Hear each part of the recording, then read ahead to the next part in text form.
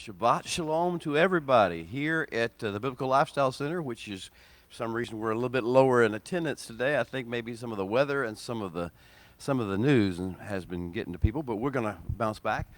Thank you for joining us. If you're joining us from across the world, we invite you to come and spend a little time with us as we begin to just download the beauty of the Sabbath. We download the sweetness of what the Holy One has in store for us. On the seventh day, Torah tells us that the Holy One not only rested from all the work of creating that he had done, but he blessed the seventh day, and he made it holy. And even now, all creation is calling out to anyone who will listen, remember the seventh day and receive its blessing and receive its holiness. And so that's why we're joining together, we're meeting together in this place, we're talking to you over the internet to discuss with you about receiving the blessing of the Holy One, the special infusion of holiness that he desires to give to us, and the wisdom for life that he intends to impart to us this week.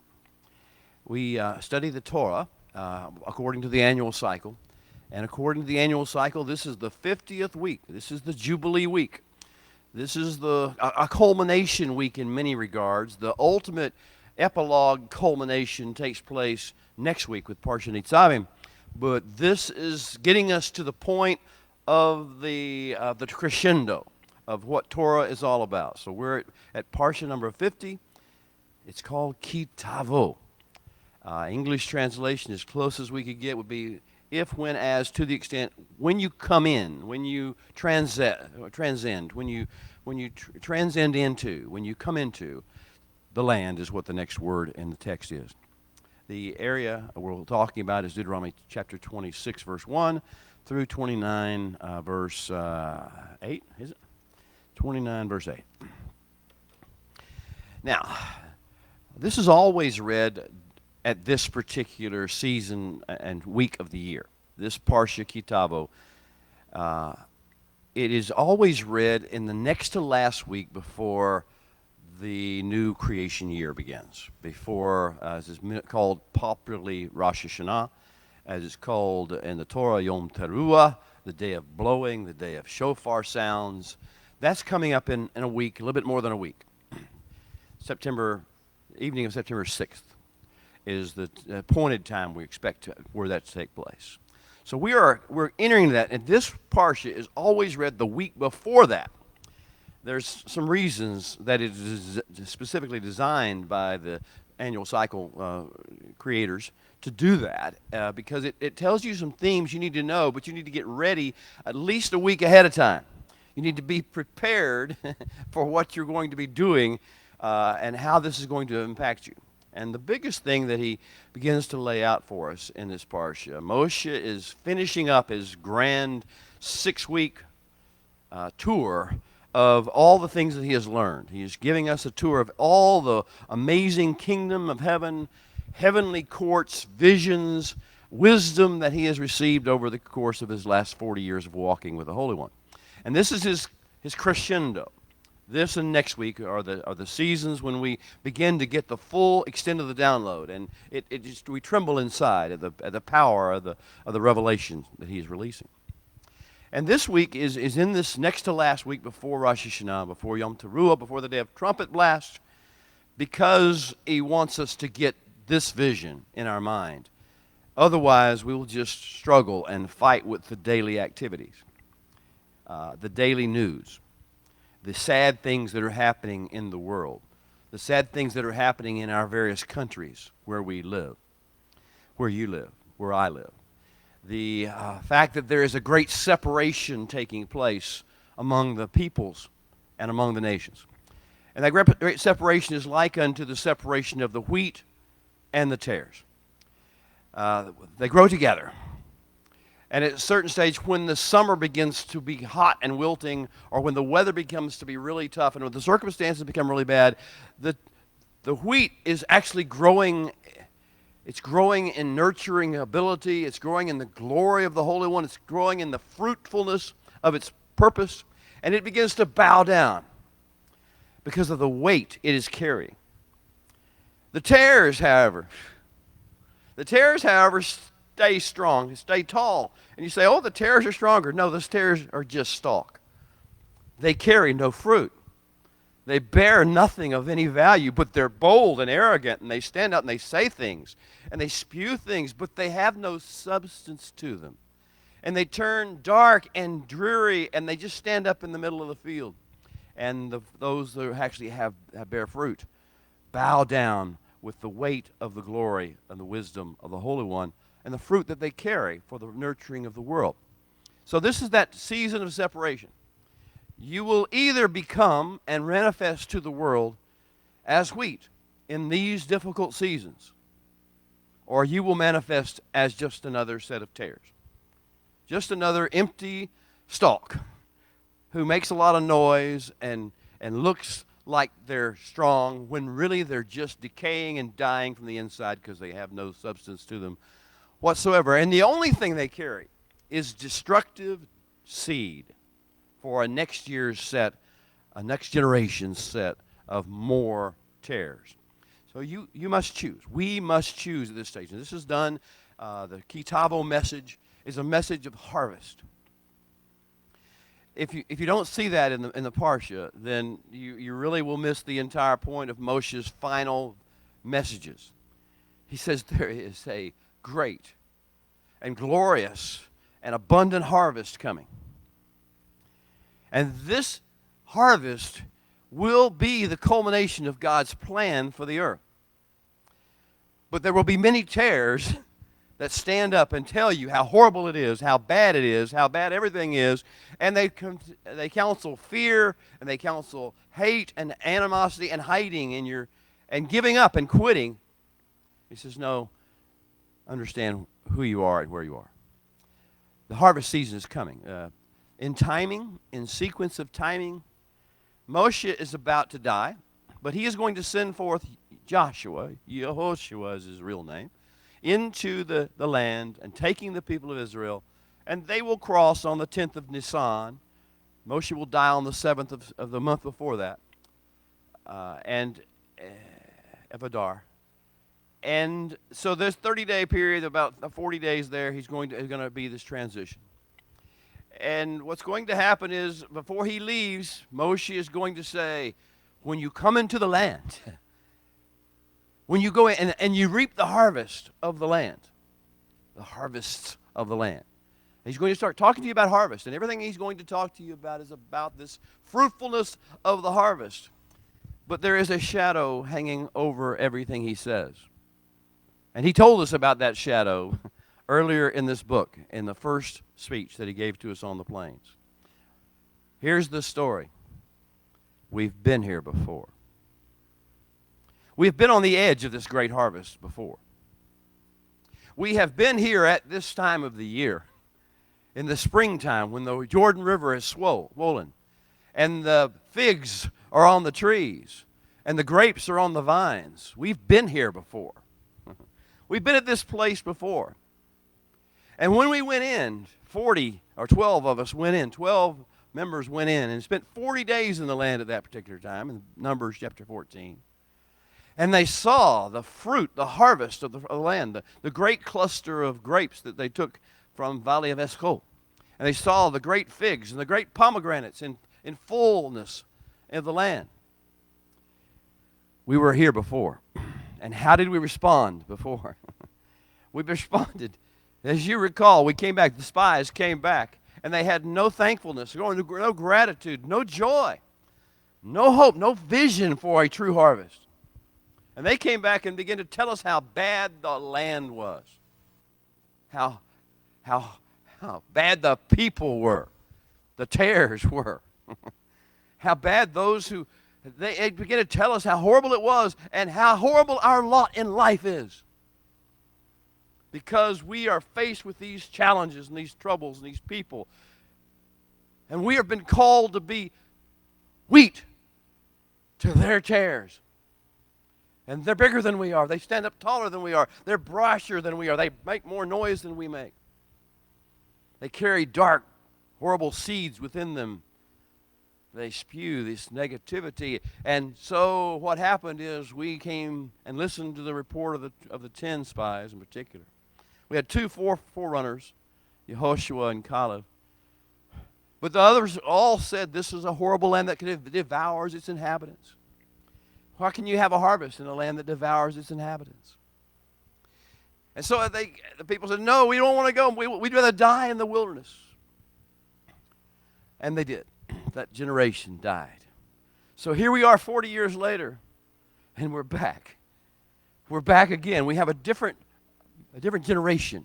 We have a different group of people, a different core, a different nucleus. We are back at the same place we were 40 years ago. The tares are still there.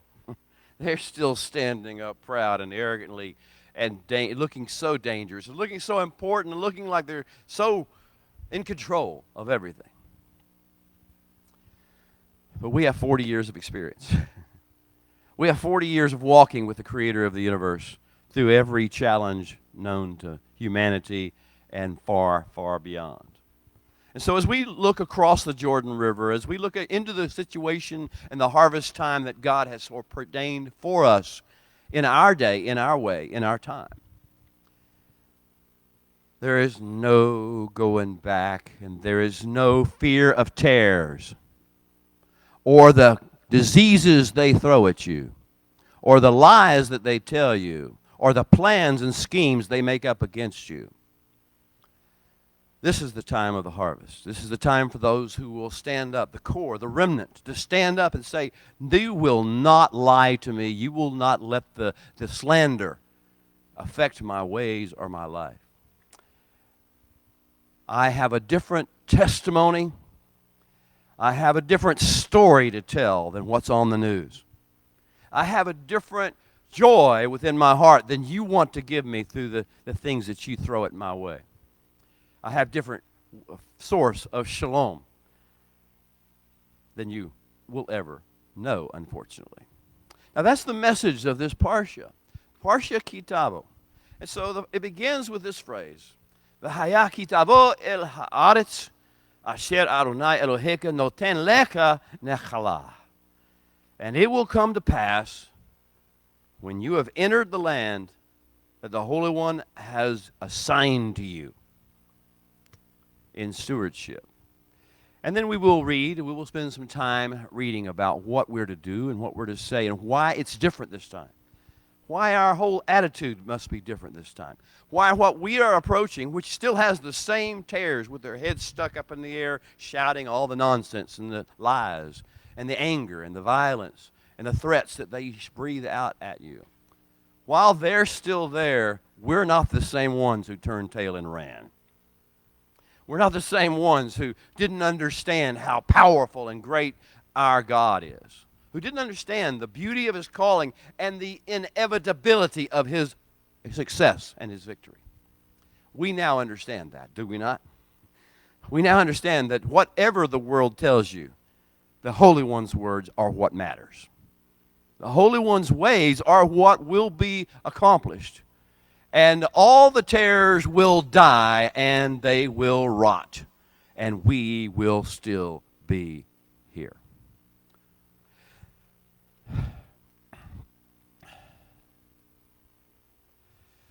The bookend verse at the end of this parsha, I read you a little bit from the Hebrew and then the translation into English of the first verse. The last verse goes like this, and I'll just read the English.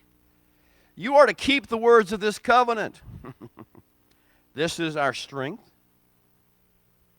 Everything else in between that we're not going to have a chance to read all of, but this is the strength that we have. This is the purpose that we have. This is the mission that we're called to, no matter what the tares say. You are to keep the words of this covenant. And you are to do them, to make them, to build them, to construct a life out of them, in order that you may prosper. Hebrew sakal, meaning to be graceful, skillful, productive, and artistic in all that you do. You are that you may be that in all that you make, build, and do, and that you construct in the world. We are the ones who will be here. Holy One, willing and providing, as He always does. We will be the ones that stand and watch the tares collapse dissolve and die. But that will not be our victory. The victory will be the harvest that we reap and the fruit that comes forth. In Israel,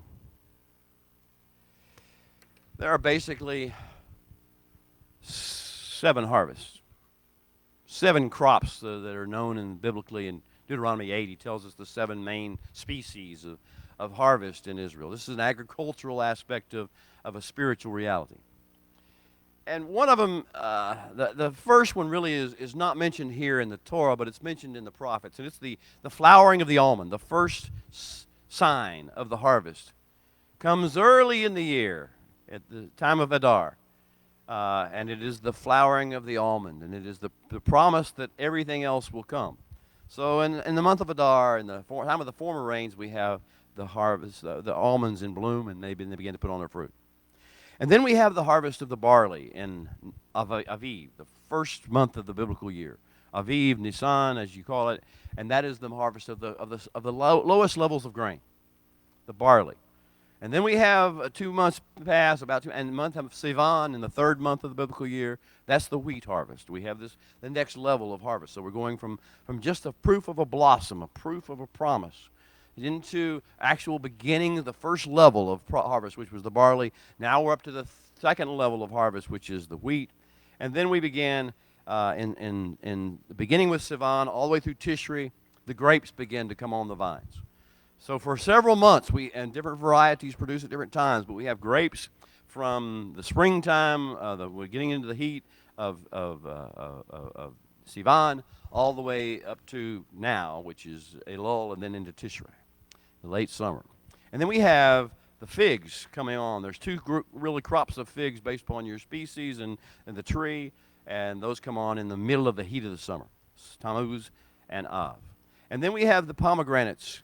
And they are from Av through Tishri. They've already begun. We're in the pomegranate harvest at this particular time. And then the dates come on. Right now, the dates are really beginning in Elul.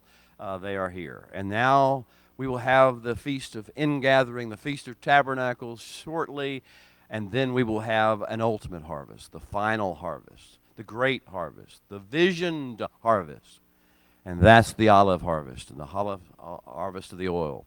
And that will go all the way from the end of Tishrei all the way into Kislev, what is called the month of Hanukkah, or the month of the winter onset in the northern hemisphere.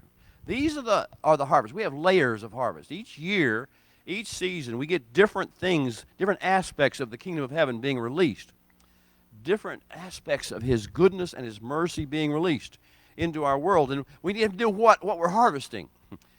Lest we expect figs in Adar, lest we expect olives in Sivan. We need to know what is there, what we're to harvest, and to see the difference in those processes.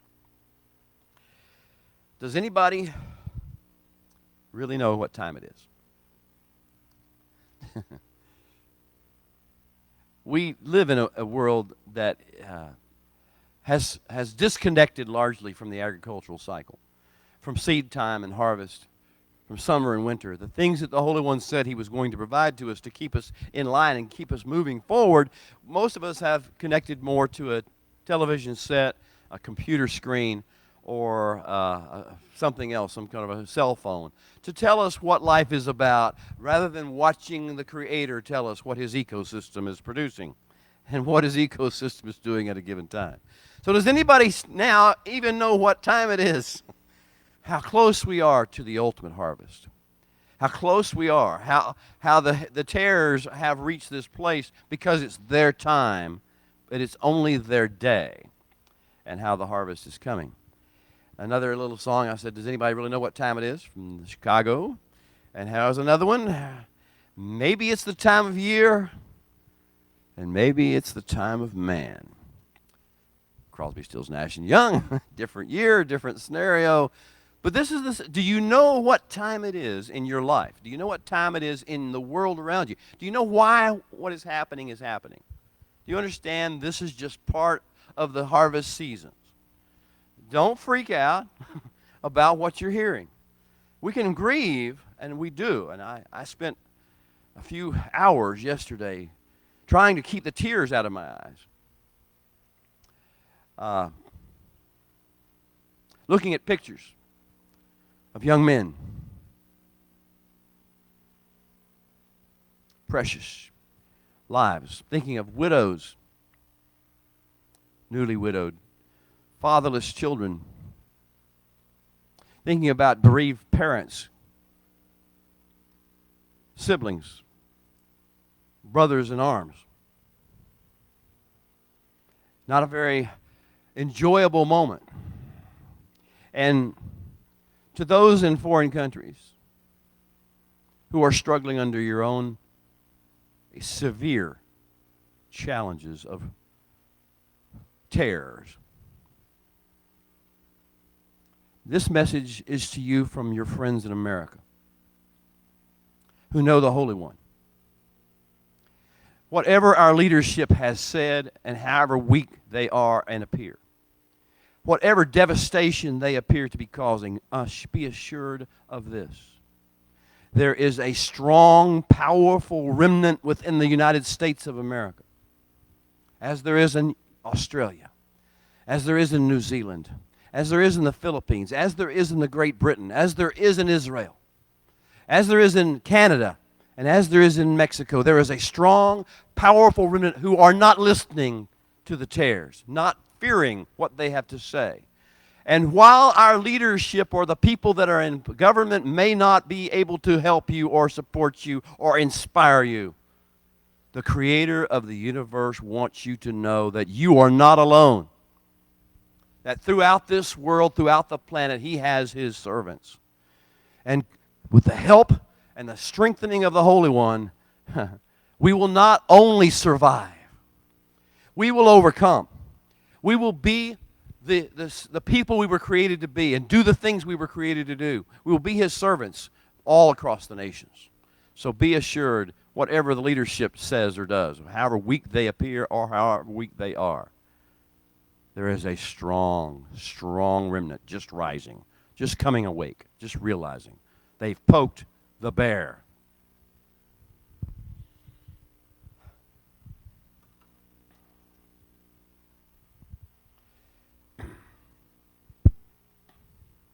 At sundown on Monday, September 6th, Monday week, an event will take place that will mark a significant departure in the world. It won't be what the terrorists talk about. It'll be what the Creator of the universe has talked about. What is going to happen is we're going to have a new moon cycle begin. The moon cycle of Tishri, the moon cycle of the harvest, of the great harvest. Now, this harvest is going to begin, and this will mark also the anniversary of the Creator's breathing His neshama life force into Adam, into man. We've been on the clock for all these many times, and this is the anniversary. We're coming back to that moment again of the day of breathing, the day when the Holy One held Adam up into His arms, and for the first time, man was more than an animal. Man was capable of being filled with the presence and the power and the majesty and the goodness and the energy of heaven in his mortal physical body. That anniversary is coming up. And we are preparing in the next few days, 10 more days before that event takes place, to decide and let the whole world know if we have that breath in us. If we still have the life force of the divine living in us, moving in us. Some call it the Ruach HaKodesh or the Holy Spirit. Well, whatever you call it, is the life force, the eternal life force of heaven alive and living within you and empowering you and moving you. This was coming to the point of, are you here, are you with us, or are you not? And that's anniversary of the, we will be called to account. The sound of the shofar will call all men to account before the Creator. They may or may not even know it. They may be oblivious. But every human being on the face of the planet will hear the shofar call in his spirit, whether it be the spirit of the neshama or the spirit of the nefesh, the animal soul that he has. And there will be an accounting. What have you done with my precious gift of life? What have you done with the breath of heaven upon your life? What have you done with the Ruach HaKodesh, the Spirit of the living God, in the past year? What is your harvest? Are you wheat? Are you pomegranates? Are you grapes? Are you bearing the fruit of the various harvests? Or are you tares? Are you withered branches? Are you dying crops? Are you burn up fields? What are you? This will be the challenge. It says, well, not only will be called to account. This is like the parable of the talents, right? Yeshua teaching the parable of the talents. What have you done with what I've given you? He has given us not only life biologically, He has given us life spiritually. This is why the remnant is arising, folks, because we're aware that He is calling for us to account, and He is giving us our next level of assignment. And that's what we will see beginning on Monday, September 6th. We reconnect with, and we will give account to the Holy One for what we have done with His precious life breath. Now, I want to stand and we want to read part of this parsha. Before we do so, well, you can stand. I'll stand. But before we read, I want to talk to you about the fact that the last time we were here, we didn't hold on to our joy. We didn't hold on to our shalom. We didn't hold on to our emunah. We caved to the tares. This time we have a different story and a different testimony, and that's what we will read. If you would join with me in our blessing of the house. Open our eyes, O Holy One, our God, that we may see wondrous things in your Torah. For we are but strangers in the earth. Do not hide your commandments from us. Our souls cry out for your judgments at all times. How can a young man keep his way pure? By living according to your Torah. For your Torah is a lamp unto our feet and a light unto our paths. Amen. From Deuteronomy chapter 26, verse 1. V'hayaki Tavo, and it shall come to pass when you come into the land that the Holy One, your God, is giving you as an inheritance, and you possess it, and you dwell in it, that you are to take some of the first of all the produce of the ground, that you are to bring from your land that the Holy One, your God, is giving you, and you are to put it in a basket, and you are to go to the place where the Holy One, your God, chooses to make His name abide. And you are to go to the one who is the Kohen, the priest in those days, and you are to say to him these words: I declare today to the Holy One, your God, that I have come to the country which the Holy One swore to our fathers to give us. And then the Kohen is to take the basket out of your hand, and he will set it down before the altar of the Holy One, your God. And you will respond and reply and say before the Holy One, your God, my father was a wandering Aramaean, about to perish. And he went down to Egypt, and he dwelt there, few in number. And there he became a great nation, a nation great, mighty, and populous. And the Egyptians mistreated us and afflicted us, and they laid hard bondage on us. But then we cried out to the Holy One, God of our fathers. And the Holy One heard our voice. He shemad our voice, and He looked upon our affliction and upon our labor and upon our oppression. And then the Holy One brought us out of Egypt with a mighty hand and with an outstretched arm and with great terror and with signs and with wonders. And He has brought us to this place. And He has given us this land, a land flowing with milk and honey. And now, behold, I have brought the first fruits of the land that you, Holy One, have given me. And then you will set it before the Holy One your God, and you will worship. You will bow before the Holy One your God. And you will rejoice in every good thing that the Holy One your God has given to you and to your house, you and the Levite and the stranger who is among you.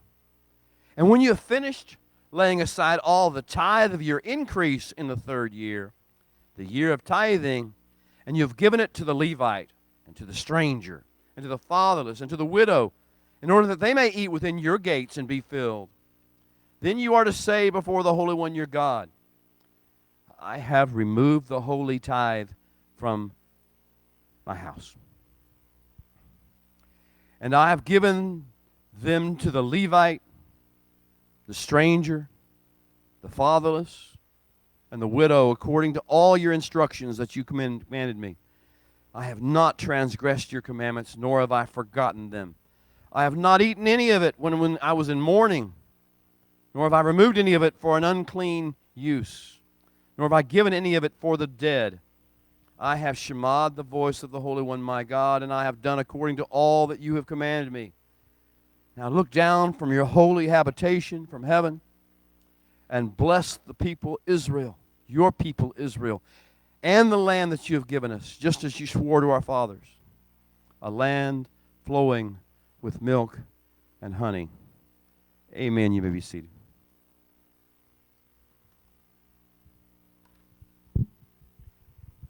Moshe is putting words in our mouth.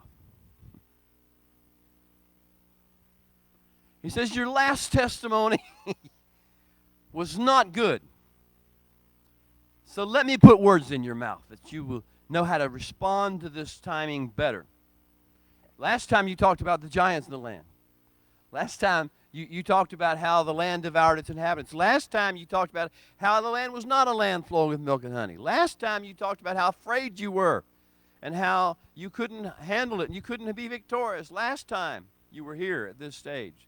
Those were the words that came out of your mouth. I'm taking no chances that you will repeat those phrases. I want you to understand that the harvest that is coming will not be a harvest that you will run away from, that you will carry back and say, but it's not good enough. To the contrary, you will be filled with joy, and you will share your joy. And I love the fact that the first fruits part of it, when each harvest has its first fruits. And so we come at 3 times a year. And finally, at the end of the year, at the tabernacles, we come to the place where the Holy One chooses to place his name. We have this vision that we're going to the place where heaven touches earth, where the portal of the downdraft of heaven's ways and heaven's power and heaven's energy comes to earth and begins to filter out through the rest of the nations. We're going to go to that place, and we're going to share and rejoice. And he says you're going to do it with the foreigner who lives among you. You are not going to do this as some sort of a separate, superior race. You're not going to say nobody can join us. You're going to be inclusive. You're going to be so joyful you will share what you've been given. And the joy of it with not those of the foreigner, but also the Levite and the widow and the fatherless. Now, I mentioned the event that took place in the 13 widows, the 13 parents. I mentioned those who just in this week have been in this process for a reason earlier. All the widows, all the foreigners, of all the nations, of all the people. You may not have any hope in your government or in your world, but you have hope in, first of all, the creator of the universe and his plans, and second of all, his people upon the earth who will fulfill his purposes. So don't hope in the governments, ever. You've learned that. Don't hope in what they say. Don't hope in the scientists or the doctors. Have your hope where it needs to be resting. Now, this idea of a harvest to come. We're dealing with physical crops and food, which is important now as we see our food prices and our food supplies and our food supply chain being compromised by the tares. They wish to put the pressure on us in such a way that we cannot buy food without their mark, without complying with their regulations and their restrictions. There is a king of the harvest. There is one who provides more than the governments can ever provide, or the economies can ever provide, or the technocrats can ever provide. He is the one that will provide for us in this day. One of the passages at the end of this parsha says, now when you were in the wilderness, you were fed, though you had no nation, though you had no marketplace, though you had no way to purchase from the sellers that sell. You were fed, and you were fed well. Not a sandal on your feet wore out. Not a one of you died of starvation. None of you did this. Now, this is a message. Do you remember this? Because if not, you will be afraid of what the tares tell you and what they try to demand of you and who you think is in control of the process and what they expect you to do and cow and bow your knee and huddle in fear. Don't. Trust your king. He says not only it will be for you, not enough for you, it'll be enough for the foreigners. It'll be enough for all your widows. It'll be enough for all your fatherless. It will be for all the poor. There will be abundance because this is who our king is. Not because I want to make you rich, because I want to feed the widow. And I want to feed the poor. And I want to feed the fatherless. And I want to take them to know that they are protected and watched over. And that is your mission upon the earth if you will accept it. In chapter 26, verse 16, which is the next verses after we read, it says, this day, the Holy One, your God, commands you to observe, build, and make and do these statutes and judgments. And for this reason, you are to be careful to observe them with all your heart, with all your soul. This is what our source of life is, not complying with mandatory state regulations or medical regulations. This day, the Holy One, your God, commands you to observe these statutes and judgments, and therefore you are to be careful to observe them with all your heart and with all your soul. Today you have proclaimed the Holy One to be your God, and that you will walk in his ways and will keep his statutes and his commandments and his judgments, and that you will shema his voice. Is this your testimony? Is this your story? Because it's pretty important now that it be your story. You will be cowering under tares unless this is your story. You will be cowering in fear and letting your children be subjected to whatever they want to do to your children in the name of their science, in the name of their medicine, in the name of their government and their political theories, unless this is your testimony and this is your story. This is real. You are living at such a time as this. I would sugarcoat it for you if it made sense, but it does not. My job is to tell you the truth and to ask you, is this your testimony? Let me go through it again. Verse 17 of chapter 26. Today you have proclaimed the Holy One to be your God. Is he your God, or do I have to mention the name of somebody out there that people are calling like unto a God? Is the Holy One your God? Is he really? Is he God of a very facet of your thoughts? Is he God of what you choose to listen to and don't listen to?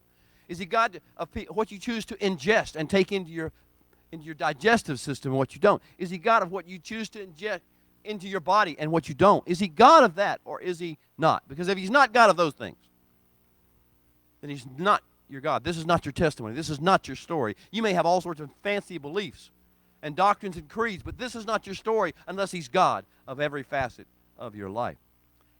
Today you have proclaimed the Holy One to be your God, and that you will walk in his ways and keep his statutes and his commandments and his judgments, and that you will shema his voice. This is the test of whether you are or are not in the remnant. This is the test of whether you're wheat or whether you're chaff or whether you're tares. Not anything else you may have thought. Not anything else somebody taught you in some Sunday school class. Here's the key of whether you're the wheat or the tares. And chapter 26, verse 18 says, "And today the Holy One has proclaimed you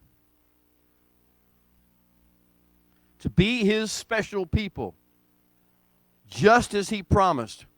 For what reason? To what end? That you may keep all his commandments. And then he will set you high above all the nations that he has made, in praise, in name, and in honor, that you may be a holy people to the Holy One your God, just as he has spoken."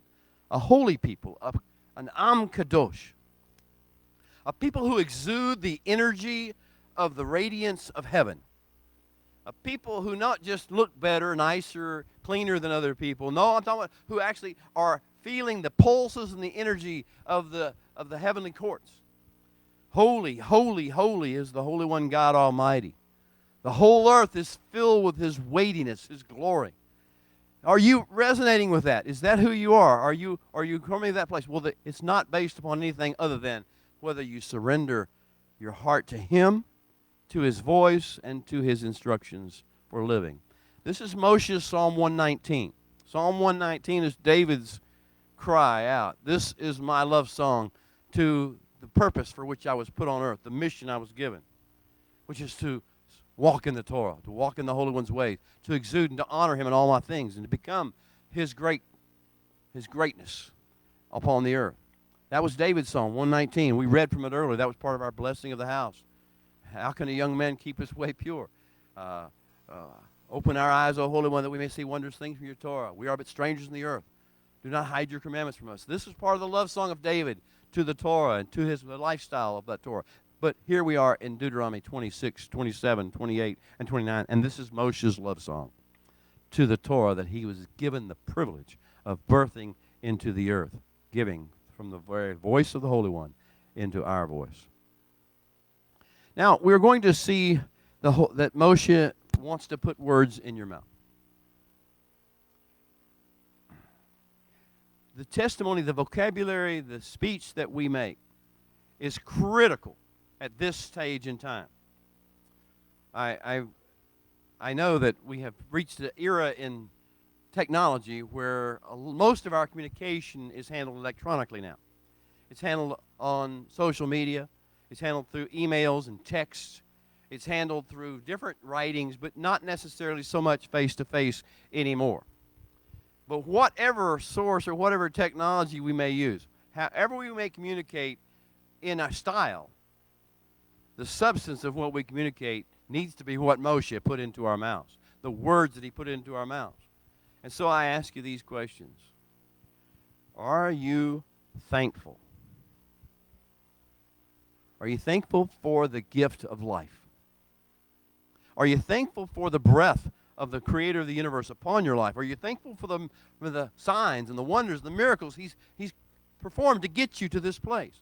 Are you thankful for the calling upon your life to be a light to the nations, to be the source of divine Kedusha download from heaven into earth, into your situations, conversation by conversation, relationship by relationship, interaction by interaction, marketplace by marketplace, wherever you may go, wherever the sole of your foot may tread, you are becoming His portal of divine energy, divine wisdom, divine joy, divine hope, divine life, divine peace into His world. Are you thankful for that?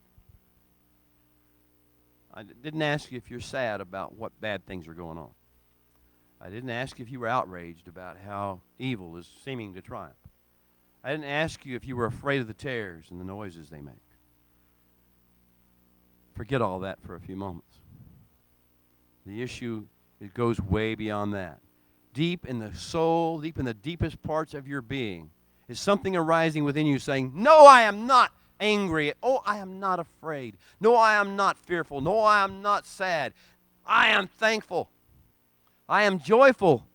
I am rejoicing in my God and what my God has done in my life and what He is doing in my life, what He's going to do in this earth, because it's His ecosystem and He's managing it and He plans for a glorious end to it. Are you thankful? Will you rejoice? Or will you walk with a sad face and a sad countenance? Will you walk trembling in fear of the nations? We've been here before. But this is another day. And this is our day to stand strong. So Moshe's going to put these words in your mouth. I encourage you to spend some time going over both these two sets of words. One, whenever you bring the first fruits. These are not just for agricultural meetings in Jerusalem with a priest. This is your testimony. And the second one being whenever you bring the tithe, particularly the tithe of the third year. The third year tithe. And I remember when we had our private session last time, I got confused with what you were saying, and I think, but it's 2 years you go to Jerusalem, and 1 year you take care of the poor and the widow in your gates, and the foreigner in your gates. Now, in the conclusion of the third year tithe, and these things, have we taken care of the things that we're here to take care of? Or are we just talking theology? Are we just believing stuff, or are we actually doing what he tells us to do? So we got to make that commitment, and that Moshe wants to put these words in our mouth, and we're saying, as we read them in the text, we say, oh, I don't know if I can say that. You still got 10 days before the accounting. You got 10 days before September 6th at sundown. You got 10 days before Yom Teruah, Rosh Hashanah. You got 10 days to get it right. So you know what you need to do. You know what you need to do to take care of this, to finish this year well, to finish this harvest season well, and prepare for the next harvest season. Get your assignment for the next level of harvest. So we're going to have those two liturgies, two times Moshe's going to put words in your mouth. He says, that's not all. Whenever you cross the Jordan, whenever you begin to experience the fullness of what I'm giving to you, whenever your life begins to shift and you begin to get this vision of the harvest, I want to put words in your mouth then too. As a matter of fact, what I want you to do is I want you to go through the waters of the Jordan. This is all both physical and instructive, and also spiritual and metaphoric. When you cross over, when you go through, I want you to take stones, 12 stones out of that water, and I want you, the first thing you do when you get to the other side of that and you begin to set up in the place where you are assigned to go, the place where you are to be fruitful and feed the world and take care of the poor and the widow and the foreigner. When you're put into your position, I want you to take these 12 stones and I want you to put plaster or lime on those stones. And on those stones, I want you to write plainly for everyone to read. And according to the ancient tradition, it means in 70 different languages, all the languages of the world, extant at that time. Write the words of this Torah on those. And that will be like a mezuzah to your land. Where you entered the land, there will be this great stack of stones. And on it, in 70 languages, all the languages of the known world, for anyone who comes to read, they will see this is our testimony. This is who we are. Inside this area, inside our sphere of influence, inside the area to which we've been given assigned, this is the way of life. This is what matters. This is what we see as important. And so every visitor who came to those banks of that Jordan River, and they crossed that water, and they entered the land of Eretz Yisrael, had to walk by these great stones plastered with the very words of the Torah. Now, we do the same thing at our houses, right? We call them mezuzot, or mezuzahs. We put on the words of the Torah. Now, of course, we shorthand it, but we put the little words of the Torah on our house, on the doors of our houses. And what we testify to is not we're protected by some magic spell. Once you enter this house, once you cross this threshold, you're in a different kingdom. You're in a different realm. Different rules apply here. Different ways are what is happening. Things that you could do outside this land, outside this house, outside this environment are not appropriate here. We will not behave toward you the way the world behaves toward you, but we expect you not to behave toward us as the world behaves toward other people outside these realms. And so he said, I want you to put these up there. And then he said, I want you to go to Mount Ebal and to Mount Gerizim, the mount of fruitfulness and the mount of barrenness. Ebal is barrenness, Gerizim is fruitfulness. And you see the two mountains, and one of them is so green and lush and beautiful. That's Gerizim. And you see the other one side by side in the hillsides of Israel, and it's got a little growth at the bottom, and most of it's just at the top. It's just dead, just barren. So you see the blatant contrast between tares and wheat, even in the mountains of Israel. He says, you're going to say certain things, and then there's 12 things I want you to say. And I want the certain tribes to say this, and certain tribes to respond this way, and I want the priests and the people to say Amen. And in each of the cases, he says, now, we've got 12 different possibilities that he wants you to say, and in English it says, cursed be he who, blessed be he, cursed be he. Blessings and curses. Now, the secret to all these things we call curses is the fact that they are hidden ways, hidden heart ways, hidden mind, hidden activities that belie the fact that we are committed to the Torah of the Holy One and His ways. Said, not only will you not do it externally where people can see it, you won't do it in the hidden ways. The little things you do in secret, the things you do in the hiding. We will live our lives in such a way that it is as pure in the private areas, in the private moments, in the secret days, in our thoughts and in our heart, as it is in our actions and in our behaviors. That's the purpose. He said, I want you to put these words in your mouth that you understand. I want you to teach them to your children. Every year, I want you to teach these to your family members and your children, that you understand that this is not just about looking good on the outside and not being seen to be just like the world. You need to be unlike the world, more like the kingdom of heaven from the inside out and in all your private dealings as well as your public behaviors. So he's going to give us these different liturgies. He's going to keep coming back to this theme. Your purpose in life, the reason you are who you are, the reason you are where you are, the reason I put you here and called you forth and brought you to this place is the fact that you are supposed to walk in the commandments of the Torah. You're supposed to walk in the ways of the Holy One. You're supposed to shema the voice of the Holy One, not the world. If you listen to the world, you will get caught up in its nonsense. You'll get caught up in its emotions. You get caught up in its outrages. You get caught up in its terror, its fear. You'll be caught up in its foolishness and its folly. You'll be caught up in those things if you listen to it. Tune your ear to the voice of the Holy One. And when you have a doubt as to what He's saying, look at what His words have told you. His words will never lead you astray. His words, will get you back in tune with the sound of His voice and the leadership of His Ruach HaKodesh inside of you, His Holy Spirit inside of you. And then he's going to get to chapter 28. All of that was to get us here. All of chapters 26 and 27, all the things we've talked about are to get us here. And so let's turn to chapter 28. And I want to stand again because this requires a little bit of humility on our part and a little bit of understanding and surrender on our part. Chapter 28. This is going to take a while, but I think we need to read it. Please open our eyes, O Holy One, that we may see wondrous things from your Torah. And now it will come to pass, if, as, and when, and to the extent you diligently shema the voice of the Holy One your God, to build carefully all of His commandments which I command you this day, then the Holy One your God will set you high above all the nations of the earth. And all these blessings will come upon you, and they will overtake you, because you shema the voice of the Holy One your God.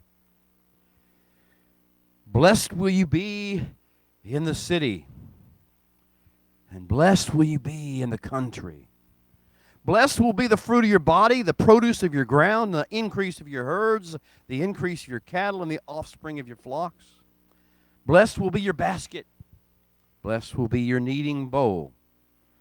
Blessed will be you when you come in, and blessed you will be when you go out. The Holy One will cause the enemies who rise up against you to be defeated before you. before your face, and they will come out against you one way, and they will flee from you 7 ways. The Holy One will command the blessing on you in your storehouses, and to all to which you set your hand. And he will bless you in the land the Holy One your God is giving you. The Holy One will establish you as a holy people to himself, an Am Kadosh to himself, just as he has sworn to you.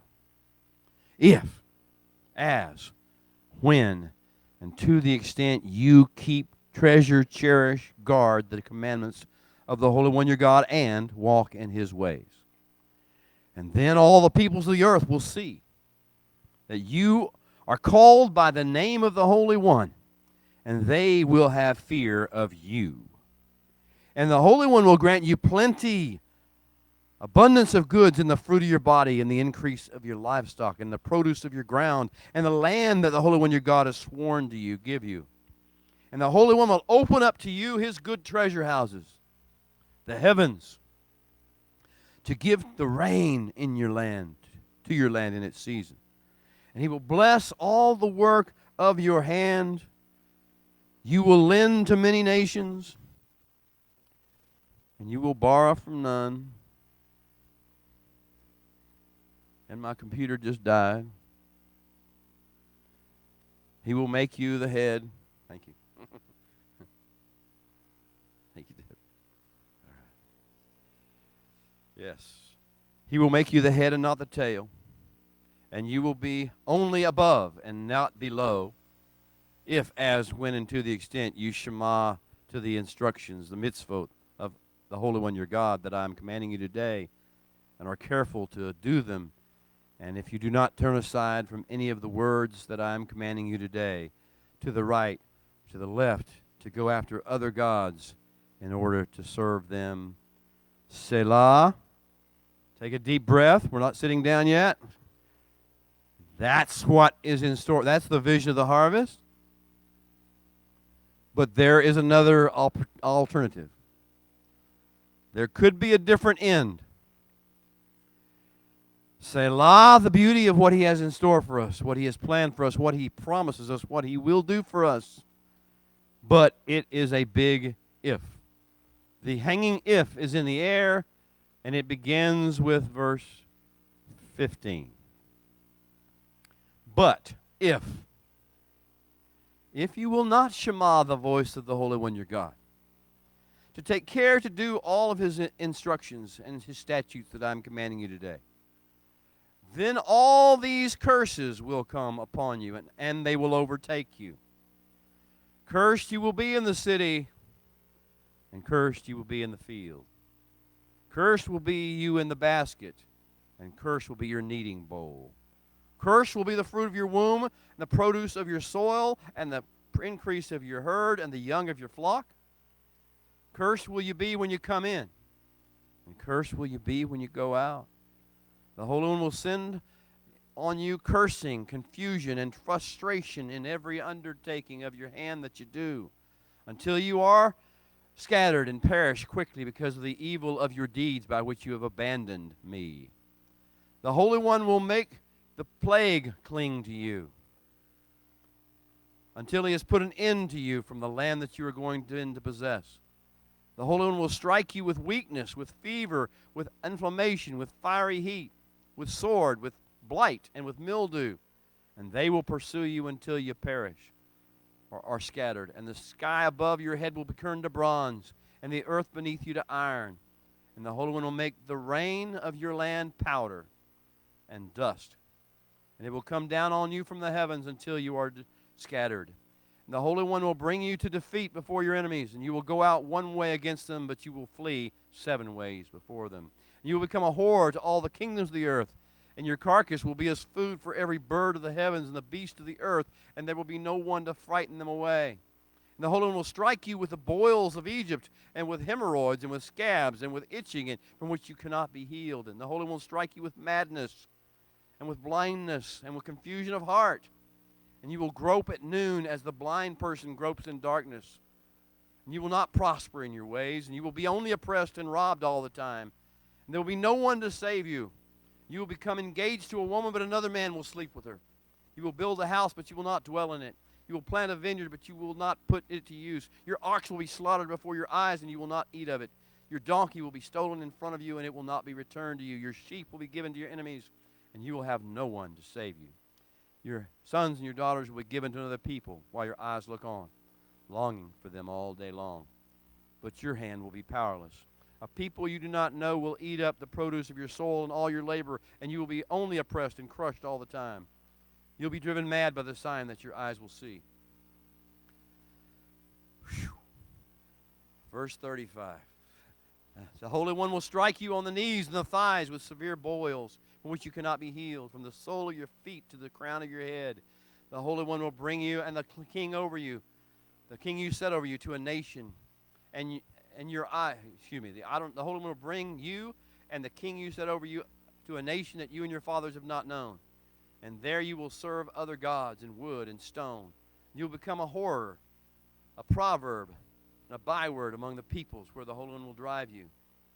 Much seed you will take out to the field, but little you will bring in, for the locust will eat it up. Vineyards you will plant and tend, but wine you will not drink or bring in, for the worm will devour it. Olive trees you will have in all your territory, but oil you will not rub on yourself, for the olives will drop off. Sons and daughters you will father, but they will not be yours, for they will go into captivity. And all your trees and the produce of your soil, the whirring locust will possess. The outsider who is in your midst, he will rise up higher and higher than you, above you. And you will not go down. You will go down lower and lower. He will lend to you, but you will not lend to him. He will become the head, and you will become the tail. All these curses will come upon you, will pursue you, will overtake you until you are scattered because you did not listen to the voice of the Holy One your God to keep his instructions for living and his statutes that he commanded you. And they will be a sign and a wonder on you and on your descendants forever. And instead of serving the Holy One your God with joy and gladness of heart, out of the abundance of everything, you will serve your enemies, the ones whom the Holy One will send against you. You will serve them in hunger and in thirst and in nakedness and in lacking everything. He will put an iron yoke on your neck until he has destroyed you. I think I've read enough.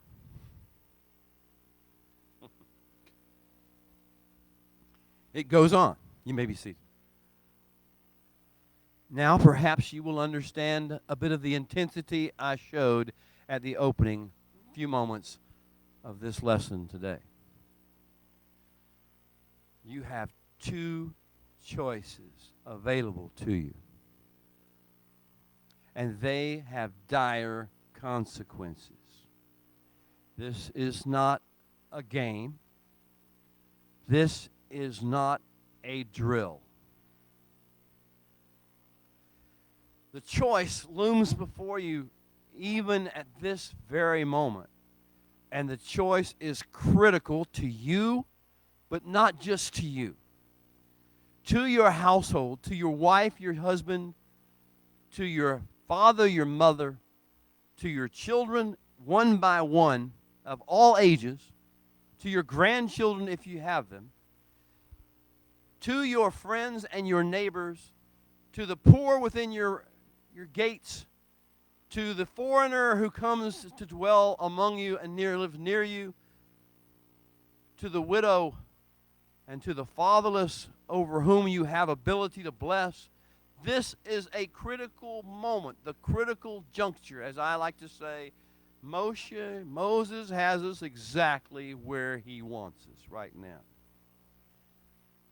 We're not playing. He's not playing. He says, I have a pathway laid out for you, and the creator of the universe has designed it to be everything you could ever imagine, both as to your personal safety and protection and blessing, but also as to your purpose and fulfillment of the plan of the Holy One for you in the world. It is there laid out, ready for you, waiting for you. But he will not force you down that path, and he will not let you just choose to play any game you want to and profane his name and bring fear and anger and offense and lust and greed into the world and say, oh, it's okay. It's all right. I'll bless you anyway. No, there are consequences in this life, in this world, in this society, in the next few years, in the nations that we dwell upon in the earth. The tares are there, and they are noisy, and they stand tall, and they intimidate, and they threaten, and they proudly, arrogantly proclaim they are the only source of information and wisdom, and you have to depend upon them or you will not eat. You will not survive, and your family will be crushed, and you will all be destroyed. That's what they tell you. The Holy One says that does not have to be the case. Now, the tares aren't going to get any better. The tares never going to quit saying stuff like that. The tares never going to quit standing proudly and arrogantly and shouting all their nonsense. But you will arise if you will, if you wish to, if you're ready to, if you believe and you trust and you know the Holy One for who He is. If you understand what He has done for you thus far and what He has promised to do for you in the future, and not just for you, but for His creation, His ecosystem that He's designed. If you understand this, then you will go forward. Ki Tavo, when you come, when you have come, are you here? Are we here? Are we at the point? Are we where Moshe wants us to be? Ready to finally give up our affection and our love for the world and its ways and its pleasures and its promises and its threats? Are we ready to give up on that stuff? Are we ready to say enough of that? Enough of your terror language. Enough of your terror syndromes. Enough of your terror viruses. Enough of your terrors.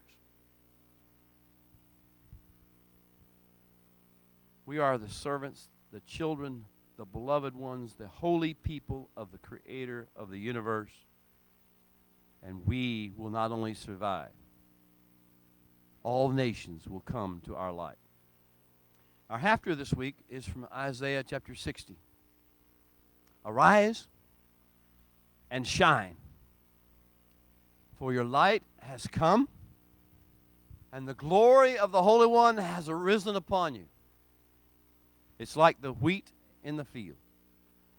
As the fruitfulness increases, as the life force of the Holy One for the next generations comes forth, they turn golden, beautiful gold. And they bow in humble reverence with the weight of the glory of God upon them. The glory of the Holy One has arisen upon you. Arise and shine now. This is the calling. This is the message. For the glory of the Holy One has arisen. Deep darkness will cover the earth. But unto you it shall not be so. The world will come to your dawning. The nations will come to your light. If we will let Moshe put words in our mouth. If we will let our ears be tuned to the Holy One and His message and His calling. If we will let shalom from the Holy One fill our hearts instead of fear and anger and angst. If we will let joy rise up within us instead of depression and anger and sadness and frustration and anxiety and stress. If we will let His Spirit, His Ruach, move in us, then we will see the things that are promised, declared as the end of days, the end game of the Holy One in Isaiah chapter 60. We will see them come to pass in our families, in our households, in our neighborhoods, in our villages, our towns, and our farms, in our structures, in all of our society, and throughout all the world. All those who joined us by internet, I encourage you to leave us a note. Let us know who you are, where you are.